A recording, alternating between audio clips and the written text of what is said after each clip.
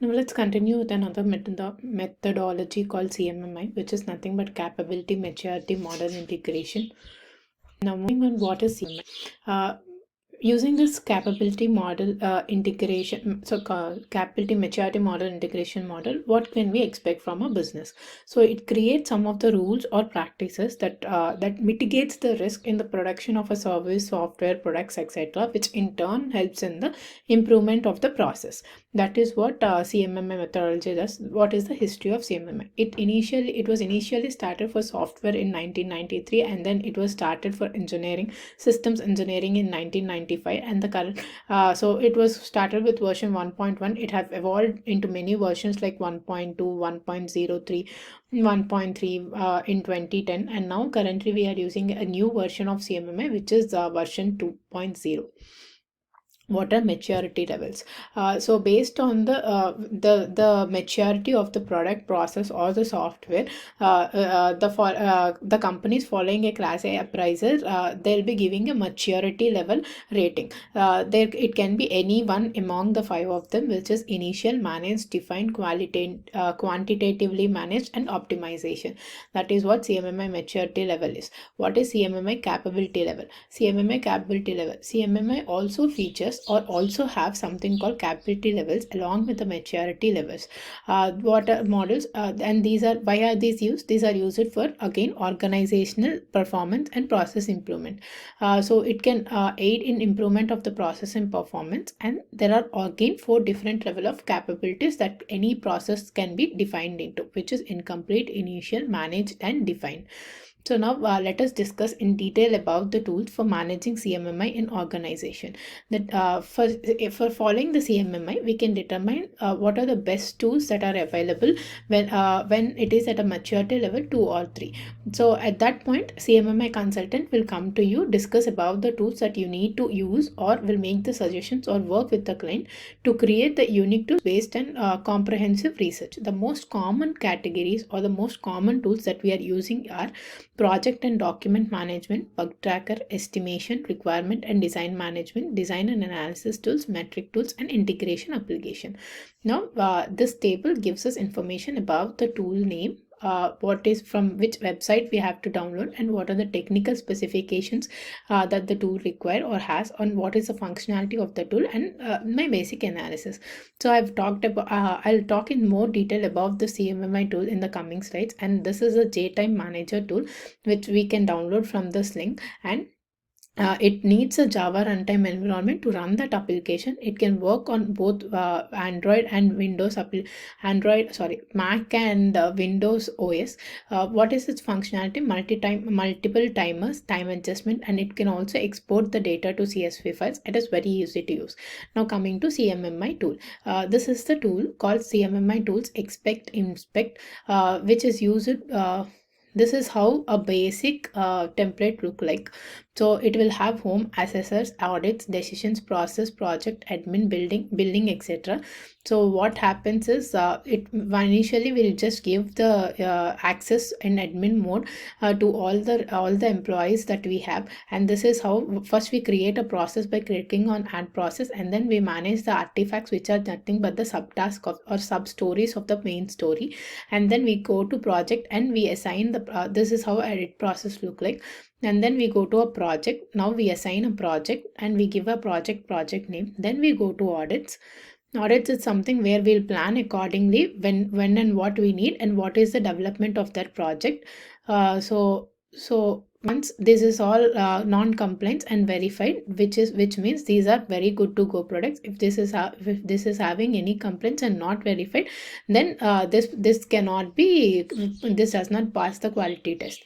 So you can give your decisions like this. Once the quality management expert can give his decisions like this, he can log all his decisions by clicking on the add decisions. Now let's go to this tool and look in detail about what I've discussed.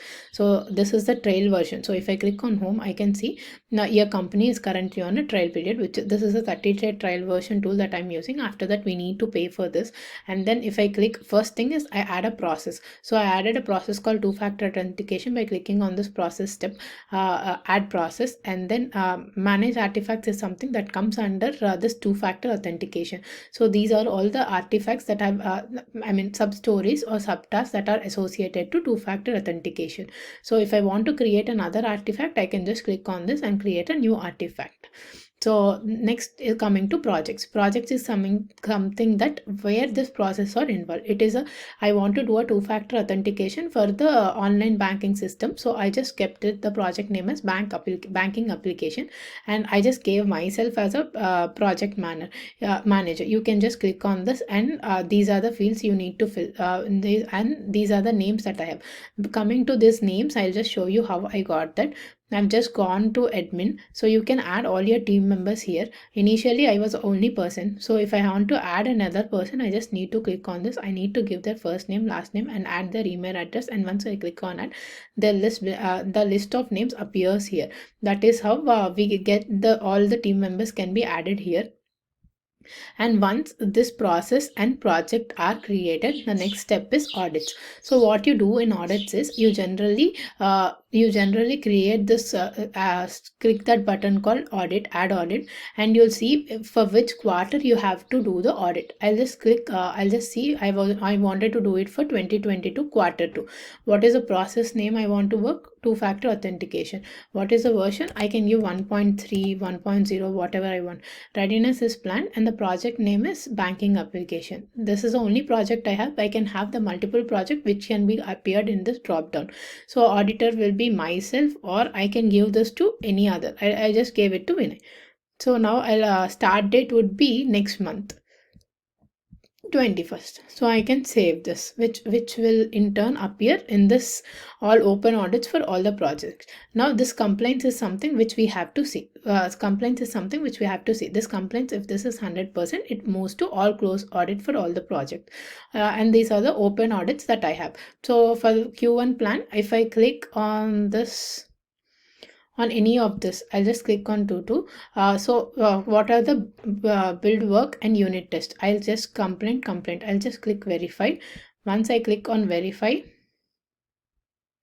and I give conclusion that this is monitored by lead developer and can be trusted, or use SonarQube to make efficient solutions. This is how I'll give comment, and I'll just add a ready state. Now requirement development and user story creation. I just not applicable. It's applicable, and I just clicked on verify, and I'll just check the user stories and everything. I'll just see I found it perfect. I'll write here it as it was all good and ready to go. So once I gave that, I can create an action plan. So this is how I can go to return to audits. So if you see that once all that appears green, this complaints will change to 0, 100. That is when you can close the audit. To close the audit, click on close audit button below options. So this is perfect. So this is how I'll close the audit. So once we close the audit, that moves into this stage. And if you want to log your decisions, you can also do the logging of your decisions here. You can just click on the add decision button here.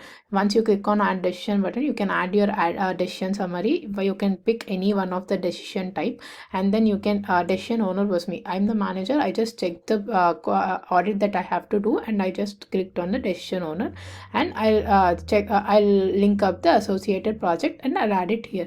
That is how I have done it for this, and this is what we can see Q1 planning is done.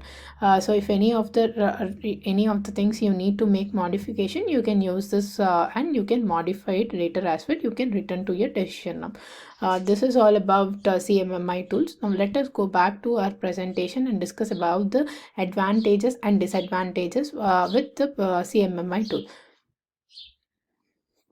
What are the advantages or disadvantages? The basic advantage is the basic advantages of CMMI tools are it can understand the current business procedures, like how the project or the procedure is, and then based on that estimate it can present or do whatever it requires. And what are the other advantages is what functions well, what doesn't, how to make them better, or what is the analysis that you need to do. All that can be done by an CMMI expert in order to make improvement in the process and give the better yielding or experience. What are the disadvantages? Coming to disadvantages, CMMI may not meet the security requirements. It is always like whatever enterprise or whatever company it may be, it is not always applicable. So there are specific companies, specific products that we can apply this to. It's not like Six Sigma, which we can be applied for anything in general. And these are the references that I've gone through to collect all the information, and that is it. Thank you.